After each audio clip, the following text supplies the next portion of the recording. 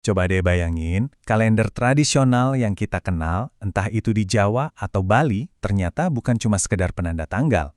Gimana kalau kalender itu sebenarnya adalah sebuah peta, ya, peta energi kosmik yang bisa kita baca untuk menavigasi kehidupan kita? Oke, yuk kita selami bareng-bareng.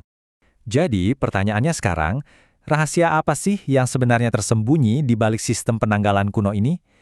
Ini bukan soal ramalan buta loh ya, tapi lebih ke arah memahami ritme alam semesta dan gimana caranya kita bisa nyetel frekuensi kita dengan alam.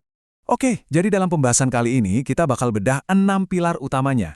Mulai dari konsep waktu yang beda banget, terus soal energi setiap hari, lapisan-lapisan maknanya, siklus raksasanya, sampai ke cara pakainya dalam hidup, dan apa sih artinya warisan ini buat kita sekarang.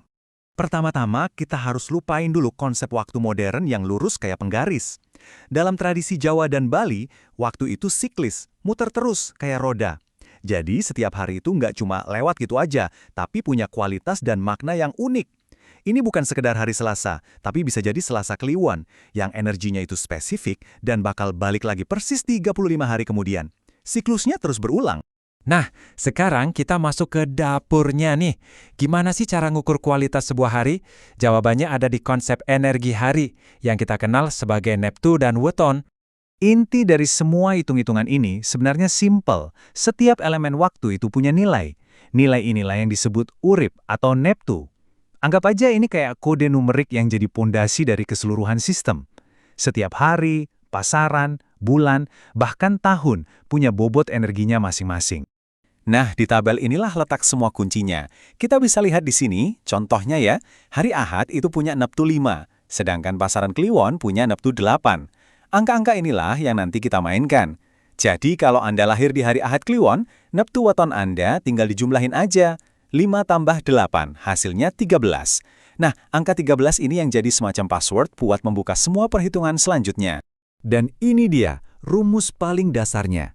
Wetan kelahiran seseorang yang diyakini membawa karakter dan potensi unik itu dihitung dari gabungan 2 siklus.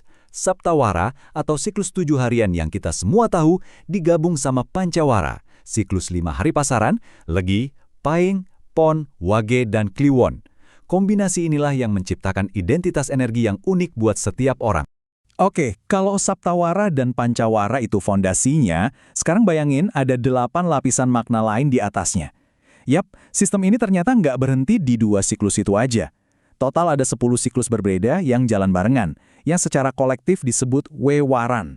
Masing-masing nambahin rasa yang beda-beda ke dalam satu hari. Bayangin deh, setiap hari itu kayak lukisan dengan 10 lapisan cat yang beda-beda. Ada lapisan Ekawara yang siklusnya cuma 1 hari, Dwiwara siklus 2 harian, Triwara 3 harian, dan seterusnya sampai Dasawara yang siklusnya 10 harian. Ada juga Pancawara, Sadwara, Saptawara, Astawara, dan Sangawara. Setiap siklus ini ngasih warna dan rasa yang unik, yang bikin satu hari itu benar-benar beda dari hari lainnya. Kompleks banget kan? Biar kebayang fungsinya, kita ambil contoh ya. Siklus Dwiwara itu ngatur energi spiritual. Apakah hari itu terbuka atau tertutup untuk hal-hal gaib? Beda lagi sama Triwara, yang ini lebih ngatur urusan duniawi. Kayak kapan waktu yang pas buat rapat penting. Lapisan lain kayak Sadwara ngurusin soal ternak dan pertanian. Sementara Sangawara itu ada hubungannya sama arah mata angin spiritual. Beda siklus, beda ranah.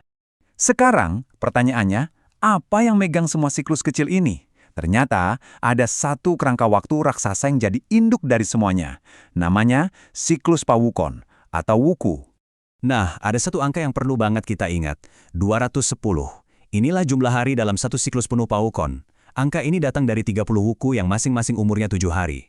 Begitu 210 hari terlewati, seluruh siklus ini bakal reset dan ngulang lagi dari awal. Gampangnya anggap aja Pawukon ini kayak satu buku tebal yang punya 30 bab.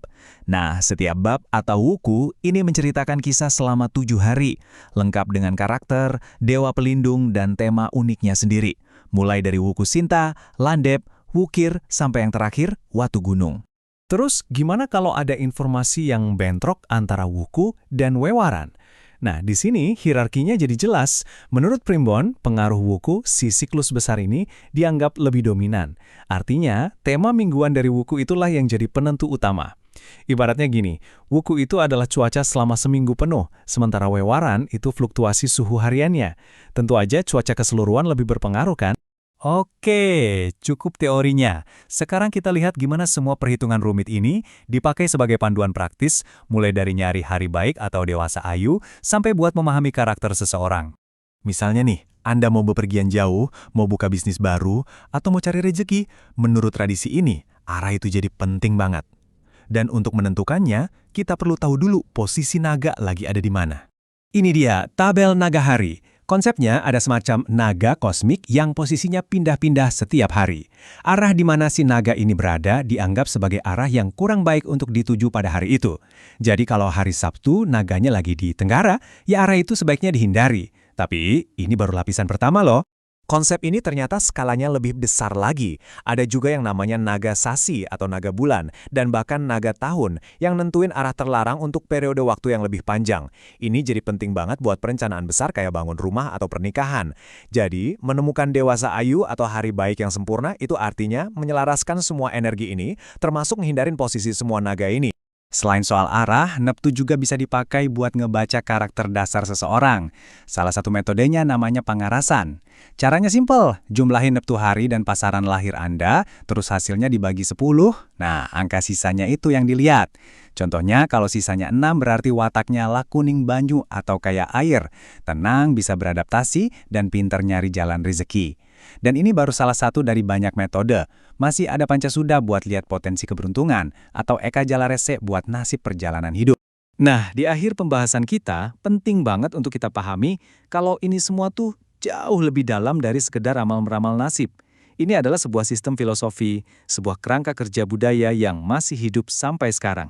Ujung-ujungnya, kita sampai di tujuan utama dari semua ini. Sistem kalender ini bukanlah alat buat nebak masa depan secara kaku, tapi sebuah panduan untuk menciptakan harmoni. Menyelaraskan hidup kita sebagai manusia, si mikrokosmos, dengan ritme agung alam semesta, sang makrokosmos. Tujuannya bukan untuk menentang takdir, tapi untuk bisa menari bersamanya. Saya akan tinggalkan Anda dengan pemikiran ini. Bagaimana kalau kita mulai melihat waktu bukan lagi sebagai sesuatu yang harus dikejar-kejar atau dikalahkan, tapi sebagai sebuah bahasa, sebuah panduan kosmik yang bisa kita pelajari untuk menavigasi hidup dengan lebih bijaksana? Penjelasan mendalam ini dipersembahkan untuk Anda oleh Bawah Rasa Indonesia. Terima kasih telah menyimak.